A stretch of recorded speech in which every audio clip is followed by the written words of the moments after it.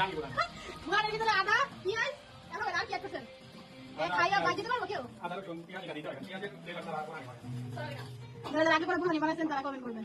পেঁয়াজ বাটা আর আদা রসুন বাটা দিয়ে কি বুঝানি খাইছেন নাকি ওকে আমি এটা তৈরি করে নিলাম আমাদের রেসিপি দেখা যাচ্ছে ওকে এই তো টক দইয়ের মিশ্রণ আর এই যে আমাদের রেসিপি এই কেক আপ রেসিপি নাকি না আল্লাহ বাতাসে কেক আপ রেসিপি না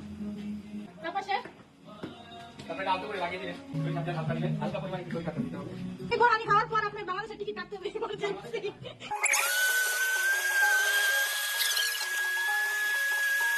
এবং একটা ঘোরানোর পরে তারপরে কেমন জিরা জিরা দিবেন আমরা বাইক চালানোর সময় যেমন ঠিক আছে ঠিক আছে বানানোর আগে অবশ্যই চামচটা ধুয়ে নেবেন এবং হাত অবশ্যই পরিষ্কার রাখতে হবে আপনার দিলে তো কিন্তু চামচ দিতে হবে না হাতটা অবশ্যই পরিষ্কার রাখতে হবে কারণ আপনার হাতে জীবাণু থাকতে পারে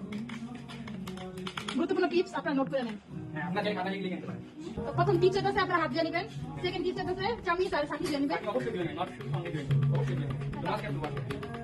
থার্ড টিপস কি আপনারা যদি না করে তাহলে এভাবে একটু হালকা করে বাড়ি দিতে হবে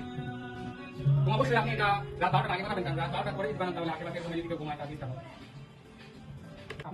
আপনারা যদি আমাদের রেসিপি ফলো করেন একদম বিয়ে বাড়ি পুরো স্বাদ একদম ফ্রি তো আমার সাথে আছে আমার হেল্পার টিমা আছে আমার সাথে ওই জন্য দোয়া করবেন ও এবার স্বীকার করে নেক্সট টাইম আমার রেসিপি ফলো করে বানাবে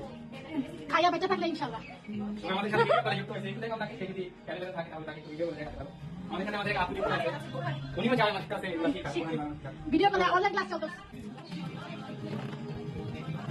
খাওয়ার সময় অবশ্যই আপনাদের বুদ্ধিমত দেখতে আছে